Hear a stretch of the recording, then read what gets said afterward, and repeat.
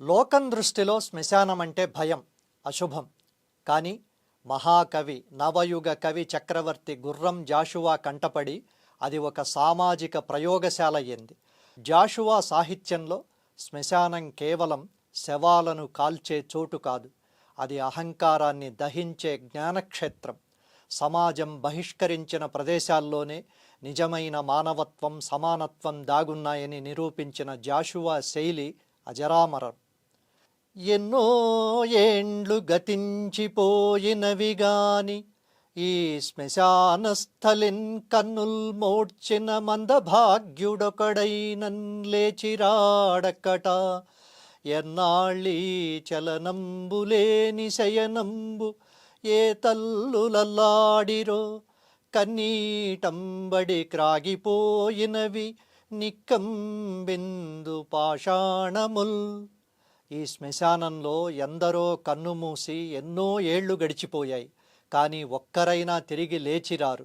ఈ లేవలేని నిద్ర ఎన్నాళ్ళో. తమ బిడ్డల కోసం ఏ తల్లులు విలపించారో గాని వారి కన్నీటి వేడికి ఇక్కడ రాళ్ళు కూడా కరిగిపోయాయి.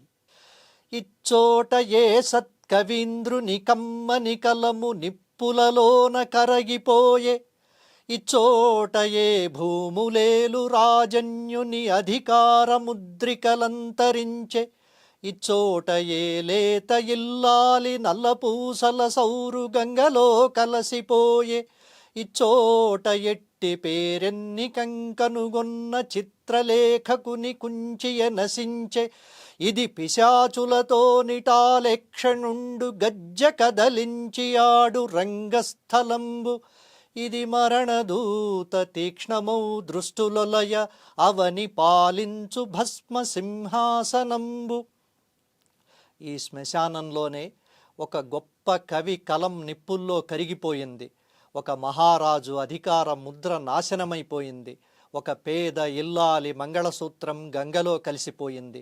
ఒక గొప్ప చిత్రకారుడి కుంచె అంతరించిపోయింది. అంటే చావు ముందు కవిత్వం, అధికారం, అందం, కళ ఏదైనా సరే లొంగిపోవాల్సిందే. ఇది పరమశివుడు భూత ప్రేతాలతో కలిసి నాట్యం చేసే రంగస్థలం. మరణదేవత ప్రపంచాన్ని పాలించే భస్మ సింహాసనం ఇది.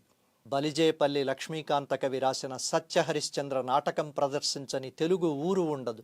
అందులో కాటిసీనులో జాషువా గారి ఈ పద్యాలను వాడుకోవడంతో సామాన్యులకు కూడా బాగా దగ్గరయ్యాయి.